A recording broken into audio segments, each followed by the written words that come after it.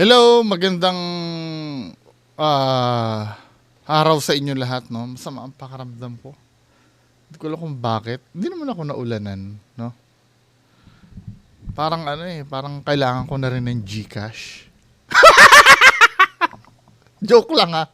Hindi sumasakit yung leg ko. Joke lang ah!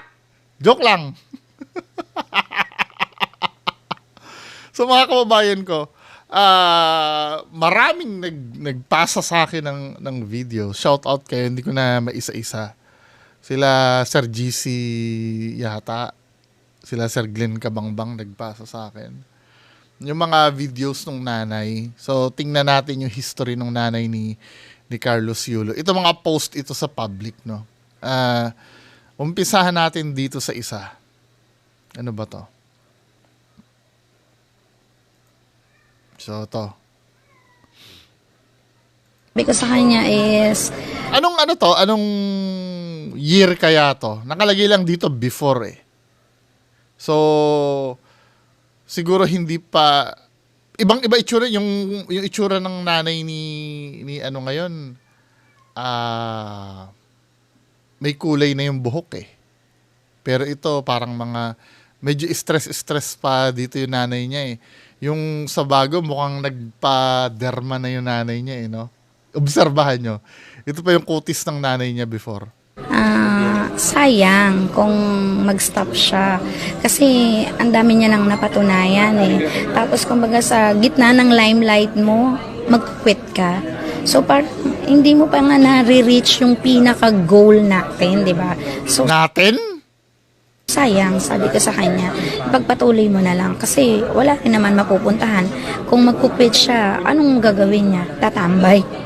Hindi, ako for me, no, parang hindi maganda yung ano niya eh.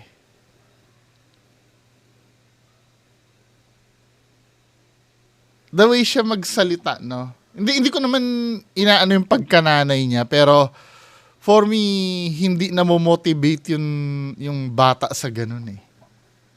Yung, pag nag-quit ka, anong gagawin mo? Matatambay ka? Parang sinasabi na, ayan na nga, magkakapera na nga tayo.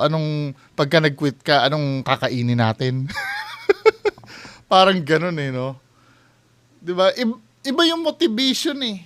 Yung, kung nawawala ng gana yung anak mo, at I doubt, ako for me, sa personality ni nanay, ito ha, speculations ko muna, maaring magkamali ako. Diba? Maaring magkamali ako. Sa dating, I doubt ganyan ka-smooth ka magsalita kay Carlos Yulo. Baka mamaya, ba't ka magkukwit? Diba? Nandiyan ka na, magkukwit ka pa. Ano gagawin mo? Tatambay ka? Pagka ano? Baka mamaya ganun yung dating eh, diba? Siyempre, nakaharap sa camera, kaya malumanay. Pero hindi ko alam. Kasi, di ba, nababasa ko the way she tell the story, yung kung paano niya, tatambay ka. Hindi for me, no? Siguro diskarte niya bilang ina. Hindi ko naman tinatanggal yung karapatan niya bilang ina. For me, may mas maganda pang encouragement eh.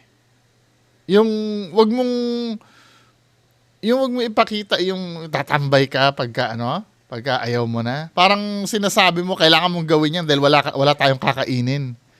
Parang ganun kasi yung dating eh. I don't know, picky lang siguro ako, no? Kung ako ang tatanong mo, mas maganda sana na ang sabihin, kung ako lang naman, na go anak, kayang-kaya mo yan. Nandito kami, nakasuporta sa'yo, hindi lang kami, buong Pilipinas. 'Di ba? Huwag mo na lang sabihin na pagka nag-quit ka, tatambay ka. Magpapabigat ka sa amin. Parang ganun kasi yung dating men eh. 'Di ba? Yung nandito lang kami para sa'yo kung napapagod ka, magpahinga ka saglit. 'Di ba? At lalaban ulit tayo. Yung mga ganung encouragement, no? Kasi napapagod din syempre. Noong mga time na yan siguro napapagod din si Carlos Yulo. Kasi nga wala siyang proper motivation. At tingin ko lang ha, hindi ko naman alam ang istorya nila. At tingin ko, yun yung nagpuno yung girlfriend niya. 'Di ba? Nagkaroon siya ng magandang motivation dahil sa girlfriend niya siguro. Kasi nakita naman natin yung ano nung nanay, 'di ba? Pero hindi ko pa rin alam ano. Malay mo nagkakamali lang ako, pero ito kasi mahirap pagka yung problem yung pamilya nilalabas mo sa public eh. Iba-iba kasi magiging opinion ng tao. Some of you ang kontrabida siguro yung girlfriend ni ano. Pero nakikita ko dito as my own observation, yung observations ko. Yes, naniniwala naman ako na wala namang magulang na ikakahangad na mapahamak ang anak, 'di ba? I do believe na kahit na medyo hindi maganda image ni nanay ngayon, naniniwala pa rin naman ako na magandang hangarin niya kay Carlos, kay Kaloy. Pero yung para kasing may hinahabol yung nanay na hindi ko naiintindihan eh.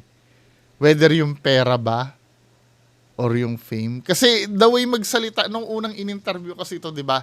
Na ano natin, hinihintay ko eh. Hinihintay ko nung anong message mo kay Carlos, hinihintay ko na sabihin niya na nakasupport kami kahit may tampuhan tayo. Hindi eh. Ang sinasabi niya, yung mga pera mo, napunta sa ganito yung mga pera mo, di ba? Anyway, magpatuloy natin.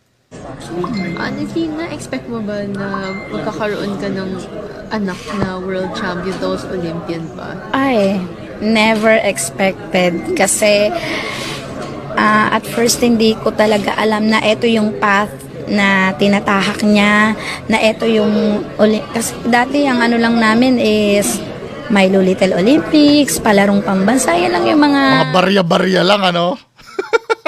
Ngayon, milyonan na. Ting, ting, ting, ting. Sabi ng mata, kaching. Hindi naman siguro, no? Biro ko lang po yun. competition na gusto naming masalihan.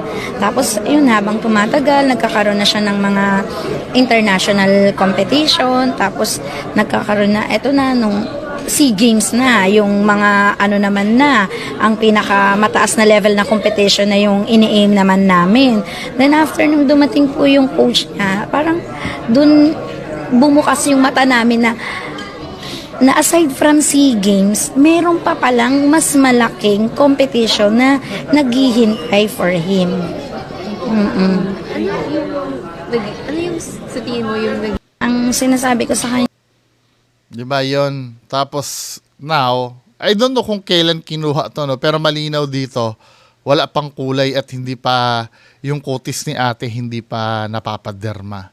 Then, lipat tayo dito. I-review natin yung nakaraan na sinabi nung nanay niya. 70,000 na ano niya, na ayun yung masasabi kong nasa akin ngayon as of now, no? Kasi Ibang-iba na itsura ni ate ngayon, medyo glass skin na si ate at may kulay na yung buhok. Huh? ano niya yun ang tawag dito, cash incentives niya yun ng World Championships 2021. So sa akin ibinigay ni Ma'am Weng kasi ayoko syempre alam mo na ano din sa kanila yung X din, red flag din sa kanila yung girl. So yun yung so sa akin ibinigay. So ang ginawa ko, syempre nararamdaman ko na bilang ina na parang ang sabi ko is baka maubos yung anak ko in the future. So ang ginawa ko, inano ko siya, dineposit ko siya under my name sa BPI Talagang pera yung main focus, ano? account dito sa may BPI dito sa May ibang wordings kasi na yung baka maubos ang anak ko. Pwede naman sabihin na baka mapariwara yung anak ko dahil doon sa babae. Kung talagang tutol ka doon sa babae, baka mapariwara ang anak ko, 'di ba? Pero yung sasabihin mo baka maubos, talaga yung pera talaga no? Hindi, naobserbahan nyo ba yon? Every time, dito sa particular interview na to, sa 102.7 Star FM Manila, parang yun ang focus lagi. Walang ibang focus na kahit man lang sana sabihin na ako medyo kakampi ako kung nalaman ko bad influence pala yung babae na yan, 'di ba? Tinuturuan siya magsugal na hindi naman dati. Example lang po 'yun, halimbawa kung mga ganun, pero yung baka maubos siya. Hindi, well, kasama naman 'yun sa pag-aalala. Pero ano parang yun lagi ang tono, no? May Vito Cruz, then pinahold ko siya, ginawa ko siyang bond for credit card. Na nung nagkaroon kami ng diskusyon ni Kaloy, Yung sa band sa credit card na yon, na-discuss ni Sir Lance yan eh. Hindi daw totoo yun eh. Na siguro kaya hindi makuha ko yung pera dahil nagastos niya sa credit card. Yun siguro yung reason. Pero kung halimbawa yung yung naging band sa credit card yung 70,000, ay as per si Sir Lance po kasi nagtatrabaho sa sa Metrobank at alam niya yung mga tungkol sa ganyan. pinuntahan ko agad yung BPI kung paano ko siya pwedeng isoli yung credit card para ma-withdraw ko yung pera niya. So unfortunately, kailangan ko ng 2 years para ma-withdraw ko siya. Otherwise, kasi magpe-penalty ako. Tapos for ano pa daw yun? Tinan nyo ha, hindi naman tinatanong yung yung tungkol dun sa BPI o sa credit card na yun eh. Siya yung naglabas nun. No? So talagang hindi man itanong, lumilitaw talaga ang problema talaga nitong mag-ina ay pera. Out of nowhere sinabi niya yan eh. Hindi naman yun yung tinatanong sa kanya eh. Sabi nila for approval pa. Kung kasi iso-surrender ko lang naman yung credit card na yon. So intact yung mga pera niya. Sa tingin niyo, ma'am, ano ang naging mitsa dito sa hindi niyo pagkakaunawaan ng anak niyo ni Kaloy? Sa anak niyo na si Kaloy? Ang naging mecha lang naman talaga, no, ever since is yung babae talaga. Yung Kasi, girlfriend. yes, oo. Lalong lumaki, tapos na parang nagkaroon kasi ng training camp si Kaloy. Kasama ko yung asawa ko, naghatid kami sa Terminal 3. Ang sabi sa akin ni Rayland, yung coach niya, tita, alam mo na ba ang nangyari? Sabi ko, no idea at all. Kasi hindi naman kami nag-uusap ni Kaloy eh. So wala kaming idea talaga kung ano yung nangyari. Na parang pagdating pala doon, ang sabi ni Coach Monet, dapat pagdating ni Eldro lang, teammate niya, yung babae, wala doon sa apartment niya. Sa bahay. Ito yung problem naman sa interview. May mga bagay na hindi ka na dapat sinasabi. Kasi simple lang naman ang tanong sa iyo nung nung reporter, dati ba okay ba kayo nung babae, nung girlfriend? Tapos nag-mention na siya na yung binayolate ni Kaloy na dun sa dorm daw. I mean, yes, naiintindihan ko na pero ibo-broadcast mo na nagbabiolate yung anak mo para lang mapalitaw mo na masama yung babae. Di ba pinapahamak mo yung anak mo na yan? Pinapahiya mo na ganyan? Di ba? Yes, I know, may rule talaga na gano'n na pero ang pinag-uusapan natin dito, yung mga dirty laundry na ganyan, hindi mo na dapat Hindi mo na dapat binobroadcast yan, men eh. 'Di ba? Yung kung anong kalokohan yung ginawa ng anak mo doon or ano. Ang tinatanong lang naman kung okay ba kayo ng babae. You don't have to say. Kasi kahit pa sabihin mong okay kayo ng babae, let's say, syempre, mga bata yan eh. May ginagawa talagang katarantaduhan yung mga yan. 'Di ba? At kung may gawin mang kalokohan yung mga at kung okay naman kayo ng babae, medyo may intindi-intindihan. Malinaw lang talagang ayaw na ayaw mo lang doon sa babae. Di ba, men? Na tinitirahan niya na binabayaran ng JOC na nire-reimburse ng PSC every end of the year. So dapat bahay lang siya ng mga atleta, parang dorm. So yung mga outsiders dapat wala doon. Nag-open siya ng can of worms dyan eh. Di ba? Wala. Ibang klaseng nanay ito, men. Hindi ito pag-aalala eh. Kasi yung pag-aalala na ganyan, dapat internal na sinusolve yan eh. Hindi mo dapat binobroadcast yan eh sa publiko eh. Kasi involved dyan yung anak mo. At yung anak mo kasi dyan ay kasama siya doon sa pag-violate. Diba? Okay lang sana kung inaapi-api yung anak mo, doon, i-broadcast mo talaga sa public na may nangyayaring irregularidad doon sa ano. Pero yung kasama yung anak mo doon, men, yun nga mismong taga doon, hindi pinopubliko yung problema na yun eh. Yung mismong taga doon eh, no? Ikaw lang yun, wala naman din kinalaman yung publiko sa problem na yun, di ba? Kaya tuloy na papag-usapan namin ngayon dahil pinublico mo yung problem. Especially yung walang kinalaman sa training. Oo, tinanggap niya, pinakita ni Kaloy, tinanggap niya, nandun yung mga maleta ng dalawang bata. Pero sa tingin mo, yung anak ko is 15 years old. Sa tingin nyo ba, patutulugin ko yung anak ko, isa lang siya, para lang siyang studio time. Oo, so maliit lang siya, mas maliit na nga siya. So, patutulugin ko yung anak ko, menor de edad, kasama siya at yung babae. Diba? Pangalawa, si Miguel. Ito nire-review lang natin mamaya yung interview kay Kaloy.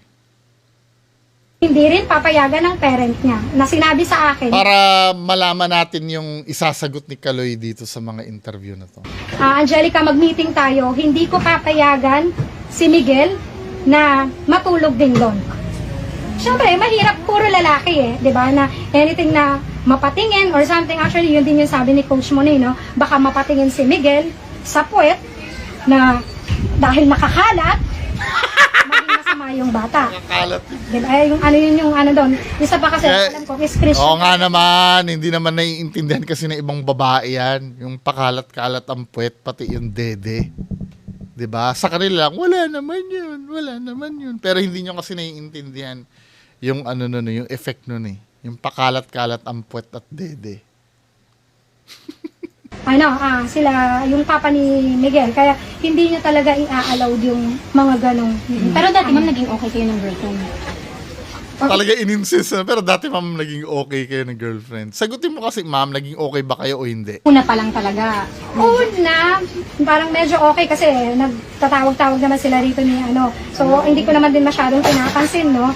Na parang okay lang, na parang dahil nung nagkita kami rito, tapos parang feeling ko, nilalayo niya sa amin si Kaloy na, oo, alam ko gusto niyang makasama si Kaloy. Gusto rin siyang makasama ni Kaloy. Pero syempre kasi, pamilya kami, kumbaga parang matagal din namin siyang hindi nakasama because of pandemic, di ba? Ilang yon. So syempre, kung siya gusto rin siyang makasama ng girl, how much more kami na pamilya niya na gusto rin siyang makasama. Even yung mga kapatid niya, kasi talagang medyo nalulungkot lang, no? Kasi sobrang close silang magkakapatid. Pero after nung nangyari yung namin ni Kaloy, so parang even yung youngest ko, yung eldest ko, yung medyo si Eldro, medyo ganon-ganon lang yan eh. Hindi ganon kalalim, katulad ng sabi nga nung teacher ni Iza nung nagkausap sila sa palarong pambansa na sobrang malalim yung galit na nararamdaman ng youngest ko kay Kaloy. Ma'am, mensahe nyo na lang kay Kaloy ma'am ngayon. Kung Mensahe, ano bang mensahe mabibigay ko sa kanya? Na, Tungkol sa pera. parang kasi lahat naman sinabi ko na no? Kung hindi naman niya ako paniniwalaan, wala naman akong magagawa eh. Basta ang alam ko, sabi ko nga, dahil sa konsensya rin namin ng asawa ko, na wala kaming ninakaw, wala kaming ginalaw na pera niya. Siguro meron portion na hindi man lang sabihin mong aaray yung bulsa niya. Na parang, Meron pa rin. Walang ginawa. Yan pang glass skin ni ate tsaka pang kulay ng buhok. Baka. Baka naman sariling bulsa niya yan, di ba? kasi naman namin, ininvest sa bahay, ng para 'di ba na Meron naman daw na hindi aaray ang bulsa. kita din niya na eto kahit Ano sa paano bahay ma'am, pwede niyo pong ano? Oo, yun yung sa bahay na pwede mo masabi na ay may remembrance ako sa pera ko. Kasi yan ang sinasabi ko sa mga anak ko. Pero for me mga men, ang sabi niya kasi dito, parang may ginastos siya eh.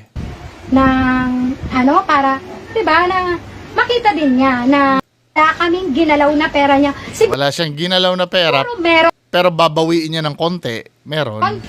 portion na hindi man lang sabihin mong aaray yung bulsa niya. Na parang kasi naman namin ininvest sa bahay. Pero, mami, nanay, ate, pera kasi ng anak mo yun eh. Parang anong nangyari, ikaw nagdesisyon sa sarili mo nun. Yung ininvest sa bahay. Kasi kahit pa sabi mong bata pa yung anak mo, pera niya pa rin yun eh. 'Di ba? Siya pa rin yung may final say doon. Siya pa rin yung may final say doon sa pera niya. Ang nyo na lang, dahil nga minor si Kaloy that time, safekeeping kayo. Pero unti-unti na nagkakaisip na yung anak at hahanapin na ng anak mo yun eh. 'Di ba? Hindi dapat ikaw nagdi-decision nun kung ano yung guidance, 'di ba? Guidance. Alam ba, gusto niya ibili ng sports car? Baka naman baka naman hindi natin kailangan ng sports car. Mga hanggang ganun ka na lang. Pigil siguro, pwede ka magpigil kung gagastusin sa mga walang kakwenta-kwentang bagay. Pero yung ikaw magdidesisyon kung saan gagastusin, hindi pa rin. Guidance yung ipoprovide mo. Hanggang sa maisipan na ni Carlos na, hindi, para, paggawin na lang natin tong bahay. O sige, yun, mas maganda pa yun pag ganun. Siya pa rin nagdidesisyon. Or magsasuggest ka. Dapat lagi may approval yung anak mo. Ikaw, kung naguguluhan ka kung saan gagastusin ang pera mo, bili na lang tayo ng properties. 'Di ba? Siya pa rin, at least may approval niya. Hindi yung magtataka yung anak mo na saan napunta yung pera ko? Ay, ininvest ko sa 'di ba? Hindi mo yun eh. For me, tama ba ako mga kababayan ko? Sabihin niyo kung mali ako okay lang naman sa akin. Kasi, 'di ba? Pagka ikaw ang gumagastos dun sa pera ng anak mo, lumalabas na parang baboy yung anak mo na pinagkakakitaan mo lang. Cash cow mo lang, ika nga. 'Di ba? Kung gano'n, na wala niyang approval. Kasi lumalabas parang hindi alam ni Carlos Yulo kung saan napupunta ang pera niya eh. At ikaw nagdi-decision para doon eh. That's a no-no. 'Di ba? Kung may gusto kang pati nga 'di ba, may portion ka kamo na kinukuha na hindi naman aaray ang bulsa niya. Ang tanong, may approval ba 'yon na kinuha mo 'yon, man? 'Di ba? Kasi may full access ka do sa pera eh. Ng para 'di ba na makita din niya na eto kahit Ano sa paano bahay ma'am, pwede niyo pong ano? Oo, yun yung sa bahay na pwede mo masabi na ay may remembrance ako sa pera ko. Kasi yan ang sinasabi ko sa mga anak ko. Every time na magkakaroon sila ng cash incentives, malaki o maliit, sinasabihan ko sila na bumili kayo yung merong maaalala nyo na ay galing to sa palarong pambansa. Hindi mala iponin nyo. Para pag nagkaroon na kayo ng sariling pag-iisip, hindi, bumili agad min eh. Anyway, so may current interview na siya ngayon, Ito yung, saka natin ipi-play yun, main event yung ipi-play natin yun. Ito naman ngayon yung, yung Sa problema sa mainstream. training, ang kinailangan isang tabi ni Carlos Yulo para makatutok sa target niyang medalya sa Olympics. Kinumpirma ng kanyang ina ang tampuhan nila ng anak. Pero masaya raw siya sa tagumpay nito. Nakatutok si Sandra Aguinaldo. Yung tungkol sa pera nga na ninakaw ko, nilustay, winaldas sa luha Actually, walang sinasabing ganun sa public si Carlos Yulo, di ba? Parang siya lang yung nagbo-broadcast niyan sa public. 'Di ba? Ang nagsalita lang si Carlos Yulo yung in-interview siya na ipi-play natin mamaya, no? Sa totoo lang, si inanay niya yung naglalabas talaga niyan eh. Wala pa nag-i-exist na video na yung usapan na nilustay ang pera between Carlos Yulo at nanay niya lang. 'Di ba? Hindi ito yung nanay niya yung ko. Sinabi ko sa kanila na walang halong katotohanan lahat. So kung sa walang halong katotohanan, Sinabi ko sa kanila na walang halong katotohanan lahat. So kung sa Walang halong katotohanan. ni Kaloy sa perception niya, meron. Sabi ko nga sa kanya, willing akong maglabas ng mga evidences, ng mga deposit slips na meron ako ngayon. Masama yung loob ko. Parang, syempre andun yung pain na parang sabihan ka ng anak mo na magnanakaw. Na parang, gusto ko sabihin, asan yung ninakaw? Na ganun pa rin naman kami, tulad ng dati. Glass skin. Nung hindi pa siya nagkakapera, nung nagkapera siya, walang nagbago sa lifestyle namin. Gayunpaman, sinabi ng ina na masaya siya para sa tagumpay na nakamta ng anak. Siyempre, niya yan pangarap niya yan So, sabi ko nga, nung nag-uusap kami, kung manalo siya, good for him. Nag-paid off lahat ng mga sacrifices niya. Hindi, paki-discuss nga. May nagsasabi na yung sa Japan daw Ipipin ko nga sa comment section yung nakakaalam nun. Merong nagkikwento sa comment section ko yung regarding dun sa training sa Japan. Hindi ko naiintindihan yun Kasi ang main issue kasi yung away nila mag-ina Pero parang pwedeng paghugutan din ng dahilan yun Mukhang interesting yung part na yun. Kung saan nakakaalam nga, paki-comment sa baba. May training daw sa Japan na ano ba yun? 'Di ba? Ipipin ko na lang po sa comment section kung maikikwento nyo na maayos. Kung magkakaayos pa sila, sabi ng ina ni Yulo, Depende yan Kasi kung ako yung lalapit, hindi ko talaga gagawin. Especially now sa mga nangyayari, baka mamaya sabihin ako na porket nanalo, na parang, diba, na parang, after kami. Pride yun, men. Pero totoo yun. Hindi, to be fair, magiging fair ako kay nanay, to be fair naman, totoo yun, na dapat anak talaga lalapit. Whether mali yung nanay o hindi. Well, for me, para sa akin yun. I don't know sa inyo, gusto ko rin marinig ang opinion nyo tungkol doon. Kasi, nanay pa rin ito, men I don't know, some of you siguro magdi-disagree, Pero mahirap naman talaga yan. Pag galit na galit ka sa nanay mo. Pero, ang ideal gawin as anak, ikaw talaga dapat alalapit. Kung hindi mo man kaya, di ba, kung hindi mo man kaya, padala ka ng emisaryo or suyo mo si nanay. Padala mo ng pera. Yung di ba? Nay, katulad ng sinabi ko doon sa unang vlog ko, Nay, ito 5 million Smile naman diyan. Hindi, di ba? Tapos pag nag-heal na kayo, mag-usap kayo na, Nay, may sarili na akong buhay. Di ba? I-withdraw ko na yung mga pera ko na nasa iyo. Tutulong-tulong na lang ako. 'Di ba? At least nakapag-usap kayo na maayos at hindi masama ang feelings niyo sa isa't isa. Sa anak naman talaga manggagaling dapat 'yon. 'Di ba? Ako na naranasan ko yan na sobrang tampo ko din sa nanay ko before. Pero wala. Siguro ilang years kami hindi nag-usap nun. Buhay pa yung kapatid ko noon Pero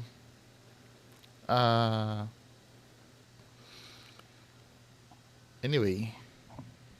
Diba? So, pakinggan na natin yung interview ni Carlos Yulo. Ito na.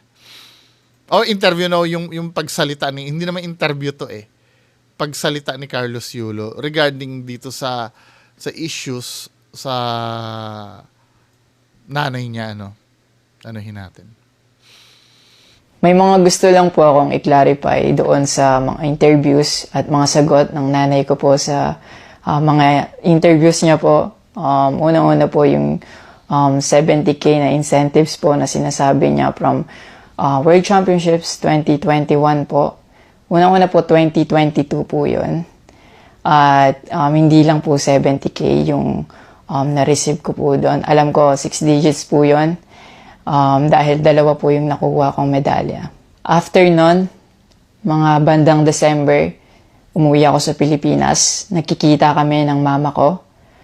At hindi niya sa akin sinasabi na na-receive niya na pala yung incentives ko from World Championships. Hindi ko pa po malalaman na na-receive niya na po yung incentives ko kung hindi ko pa po hinanap. Never ko Ito naman, sinasabi naman ng iba, bakit mo inaano sa public yan? Ang nauna kasi dito man yung nanay niya Kahit sino naman sa atin, let's say kahit nanay mo pa yan, pagka ang dating kasi ikaw na yung nagiging kontrabida, kailangan mo rin magsalita sa public. Diba? Hindi naman ikaw yung nag-umpisa niyan Siya lang yung tatapos. Diba? Malas lang ni nanay ngayon kasi national hero ang anak niya ngayon. Siyempre, yung simpatsya ng tao nandito ngayon sa anak niya. Diba? Ito kasi ang bida ngayon, si Carlos Yulo Diba? Dapat may mga bagay kasi na hindi naman pinapublic kasi dapat. Pampalala lang yan Tinan mo, napapag-usapan tuloy natin.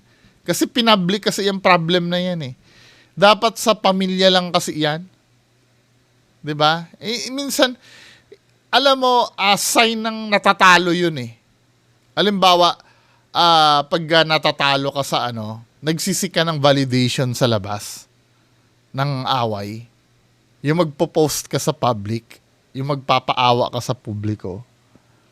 Diba? Kasi nga, alam mo sa sarili mo, natalo ka dun sa battle nyo sa personalan. Sa personal. Diba? Dahil hindi ka manalo, para makompensate yung nararamdaman mo, kailangan mong i-post at pag narinig yung hinanaing mo sa kaya yung mga taong walang alam sa nangyayari, kakampihan ka. 'Di ba? At tingin ko yun ang nangyari. Na dapat hindi na nilalabas. Mas nakakahiya to kasing nailabas pa. na po na-receive yung incentives ko po na yun. At never ko na rin naman po na hiningi yun sa kanila. Binigay ko na at wala na po yun sa akin. Ang sa akin lang naman, gusto ko malaman kung saan napunta yung incentives ko po na yun. Yung principal po kasi dito, wala po sa liit. Yun naman pala ang yun naman pala ang purpose Gusto lang malaman kung saan napunta yun. 'Di ba? Sasagutin lang naman, kung hindi mo masasagot kung saan napunta yon, ang hinihintay ko rin na sabihin ng nanay, andito sa akin lahat ng resibo. Lahat ng pinaggastosan namin. Kaya importante yan Kahit pa sabihin mo nanay mo yan, at sa mga nanay din, halimbawa nag-handle kayo ng pera ng anak nyo, para hindi kayo masisi balang araw, ipon kayo na resibo dun sa gagastusin para transparent tayo, hindi kayo masisi balang araw. 'Di ba? Kasi sa ayaw at sa gusto mo pera kasi ang pinag-uusapan dito Labas yung pagiging mag-ina nyo or magkapamilya nyo. Lagay ko na at wala na po yun sa akin. Ang sa akin lang naman, gusto ko malaman kung saan na po. Oo, wala yun. Siyempre, milyon-milyones na ang mo ngayon, di ba? Mas lalo kang pinagpala, Kaya naniniwala ako yung side ng nandito kay... Ako, personal ko to, Kaya kung magsaside kayo sa nanay, personal nyo din naman na opinion yan, di ba? Well, isang evidence na, siguro pinagpala ka. 'Di ba? Dahil kung ikaw ay nilapastangan mo ang anak mo, nakalagay naman sa Bible yan, namamalasin ka Obviously, sinwerte ka. binigyan mo ng karangalan ang buong Pilipinas. 'Di ba? Maybe hindi naman tayo perfect, pero nakikita ko naman na pinagpala ka ng Diyos. Punta yung incentives ko po na yun. Yung principle po kasi dito wala po sa liit o laki ng amount po na incentives po na ginalaw niya, kundi po sa pagtago at paggalaw niya nang wala Correct. po pong consent. Yung pinapoint ko po sa kanya. Correct. Wala naman yun eh. Kahit ba naman na 500 lang yung kinuha mo. Aminado din yung nanay niya na kung may ginalaw man, small portion lang daw na hindi aaray yung bulsa. Well, nanay, kahit na, di ba sinabi niya kanina, walang ginalaw, pero may ginalaw man, di ba, hindi, yung portion na hindi naman aaray ang bulsa. Pero nanay, kasi yun eh, pera ng anak mo yun eh. Tsaka sa anak mo, wala namang problema. Let's say, halimbawa, anak, wala na kasi kami makain, kaya ako na nagastos yon. 'Di ba? Wala na kaming wala na kasi kami makain ng mga kapatid mo. Kaya ako nakakuha ng pera. May intindihan naman 'yun ng ng anak mo eh. Kaya lang ang problem doon, kung halimbawa nag-withdraw ka let's say ng 50,000 ngayon, kinabukasan kumuha ka uli ng 50,000. Halimbawa lang hindi mo pwedeng ikatwiran na sa pagkain yun. Di ba? Hindi ka naman magpipiding program sa mga street children ng buong Manila nun. At yung about sa red flag daw po si Chloe na sinabi ng mama ko, hinusgahan niya po agad si Chloe sa pananamit at sa pag-akto po niya. Magkaiba po ng kinalakihan. Unang-una, lumaki si Chloe sa Australia at ayun yung nakagisnay niyang culture. At ibang-iba po talaga Pwede, Pilipinas kung paano tayo gumalaw, magsalita o manamit po. At yung about po sa yung mauubos po yung anak ko. Meron nga kahit hindi lumaki sa Australia, sa Pilipinas lang labas ang dede eh. Nasabi po ng mama ko. Unang-una po si Chloe po may sarili po siyang income. Lahat po ng nakikita niyong gamit o yung pag-travel niya kung saan-saan po. Galing po yun sa pinagpaguran niya po. At bakit naman po ako mauubos? Kaya nga po nang sinabi ko, si Chloe po may sarili po siyang income and lahat po ng bank account ko po nasa mama ko po. Oh, yan ang pinaka napansin ko rin eh. Yung baka maubos daw. Sabi niya ganun, baka maubos daw yung anak niya. Okay lang sana kung ang sinabi baka mapariwara ang anak ko. 'Di ba? Baka malulung sa sugal ang anak ko. Or baka lokohin lang ang anak ko ng babaeng yan. Okay lang sana kung ganun eh. Pero ang concern, baka daw maubos. Po. At may mga instances po talaga na si Chloe po yung sumasalo sa akin that time po. Bukod sa incentives po, nasa kanya din kasi yung bank account ko sa monthly allowances sa pag-gymnastics ko. Nako. And nung nakuha ko na yung bank account ko po na yun, doon ko po nalaman na inuubos niya po yung laman nun. And nasa akin po yung mga bank statement ng withdrawal. Nako, patay! May ebidensya pala to nanay eh. Sa bank statement makikita yun, di ba? Na ay wala kang kawala talaga doon. Yun ang hindi siguro ma-explain nung nakita yung bank statement nung account niya. Na may mga withdrawals doon na kaduda-duda. Naku, maganda to pagka nagdebate, no? Di ba? Makikichismis din ako doon. Po na ginagawa niya po. Sabi niya po nagsimula daw yung hindi namin pagkakaintindihan dahil kay Chloe daw po. Opo, totoo po yun. Dahil ever since unang-una pa lang, ayaw niya na kay Chloe kahit hindi niya pa po nakikita or nakikilala in person. And mas nagkalabuan po kami nung naglagay po ako ng boundaries sa relationship. Threat pala talaga. Hindi pa niya pala nakikilala. Nanay kasi, di ba, darating ang araw, mag-aasawa kasi ang anak mo.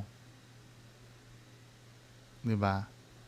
Parang nangyari ito sa sa isang celebrity, hindi ko na sasabihin yung pangalan eh. Nangyari rin yan sa isang celebrity eh. Sikat na sikat ito celebrity na to, singer, actress to.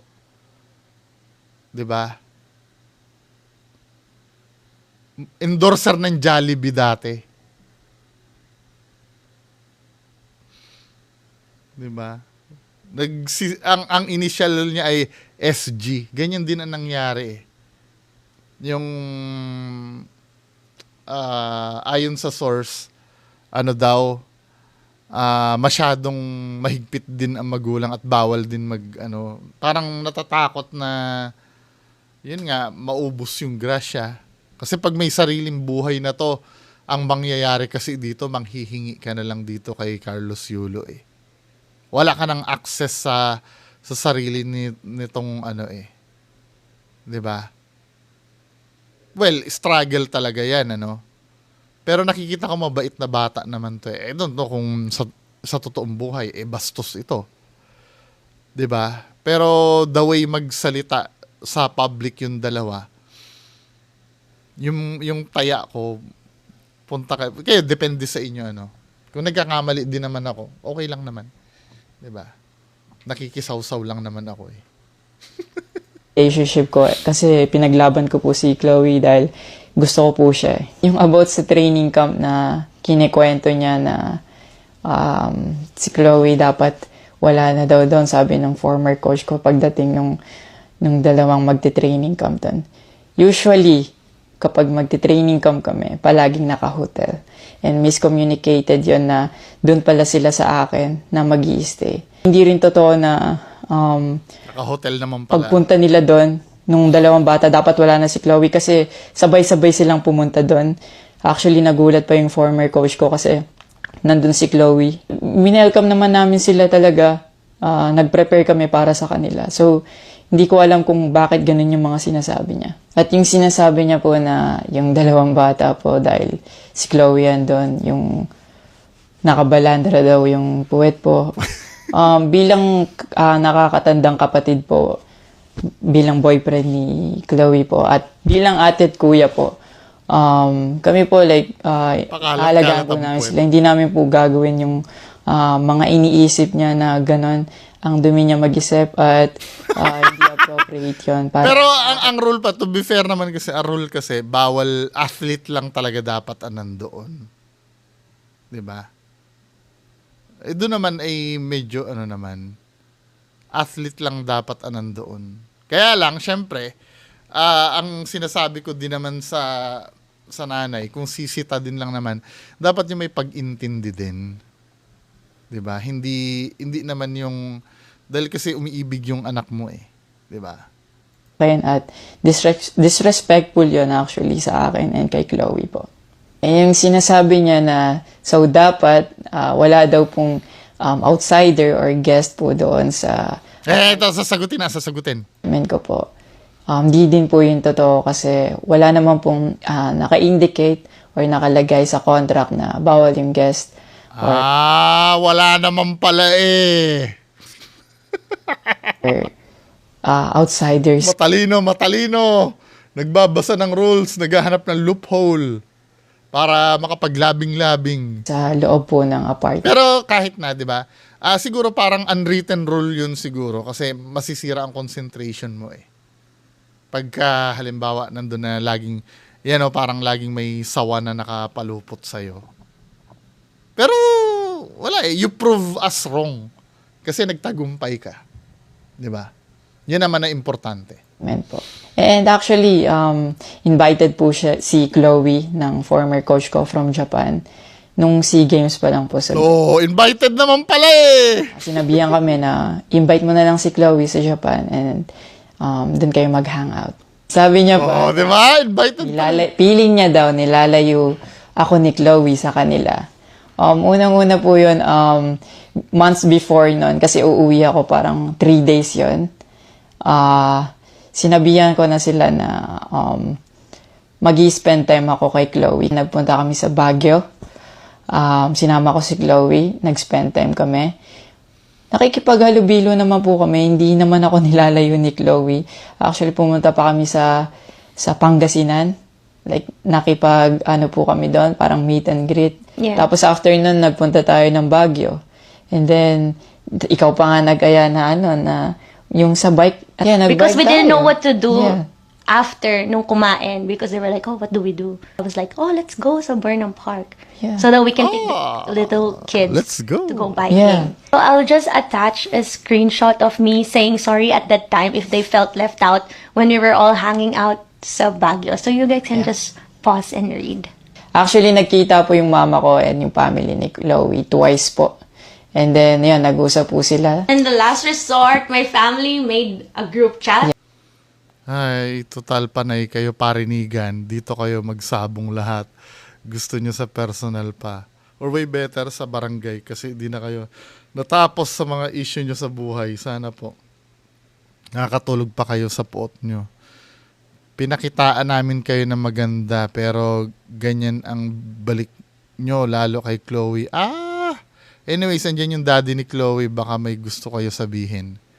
Naggumawa pa talaga ng GC no para magkaayos. Nakasama everybody involved because my family wanted to address kung ano yung issues ni mom mo towards me. Yeah, kasi marami na siyang pinapost. Yeah, marami siyang pinapost. And even though my family knew na Yun ang problem, hindi dapat pinupubliko yan, katulad doon sinabi ko kanina. madami na siyang pinopost, my family still welcomed them, treated them with respect and with no judgment na pinaringgan nila yung side ng mom mo, what she had to say about me and our relationship. And then, after the group chat, she left, your mom left, and wala siyang narinig anything from my family. May recent interview po kayo na kinakongratulate niyo po ako. Kung genuine po talaga kayo, maraming salamat. Kung genuine po talaga kayo, ma. Feeling ko nga, parang feeling ko nga hindi eh. Parang syempre, may nagsabi, huwag mo naman congratulate mo naman yung anak mo. Feeling ko may nagsabing ganun eh.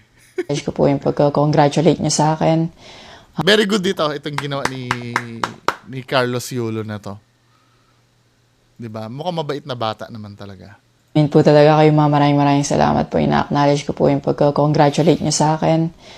Pero nagpa-flashback pa rin po talaga yung masasakit yung sinabi sa akin at yung mga hindi nyo pag-wish well sa akin. Like, tumatatak po yan sa akin talaga.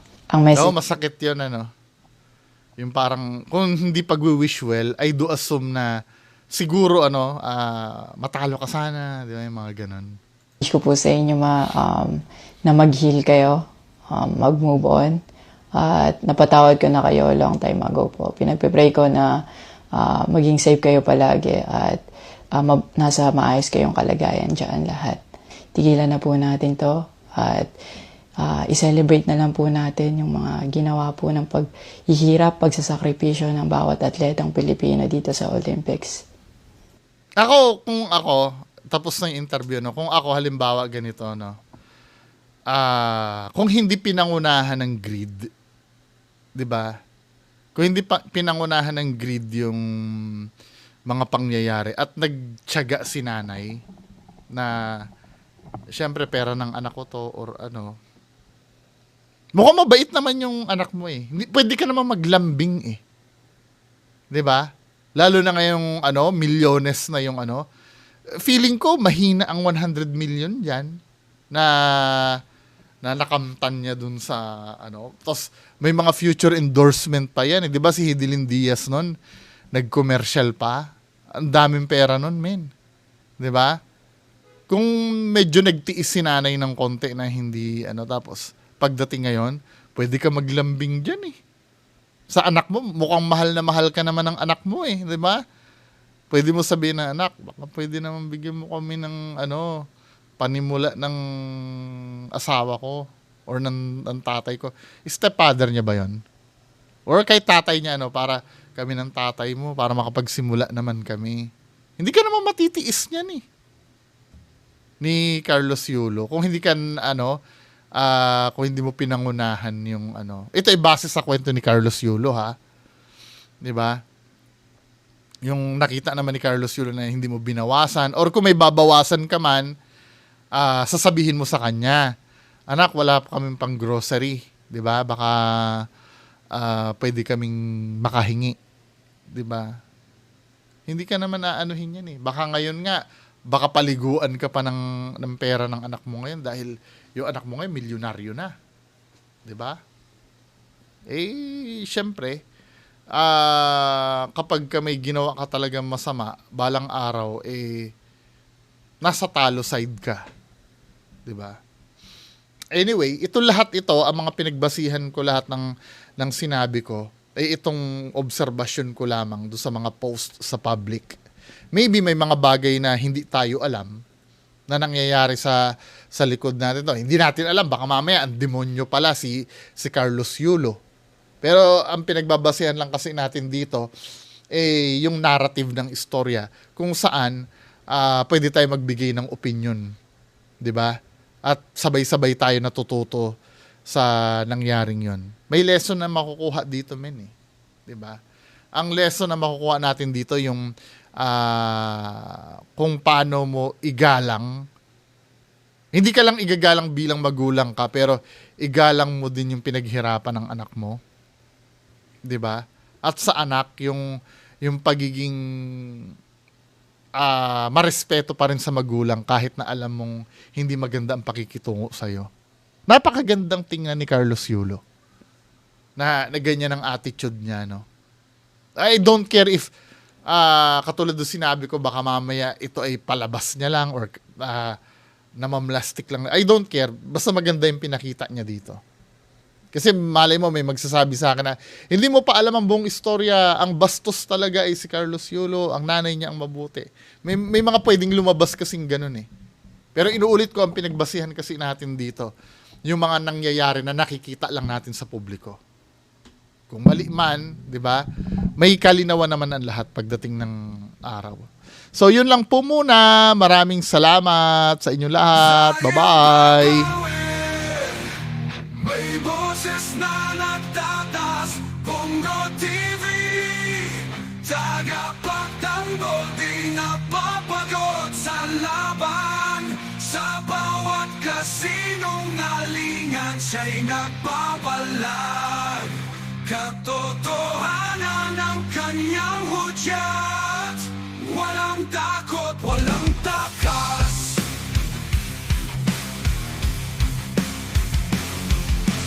Bongo TV, sa isag ng pagbabago, sa karima-rimang pananaw, siya'y nagpapahayag, mga alingas-gas ng kasinungalingan, kanyang binabalewala. Bongo TV, lihim na ibinulgar, kamatayan ng kasinungalingan. Nasa laot ng kasinungalingan, siya'y naglalakbay ang bawat sandata. Katotohanan ng kanyang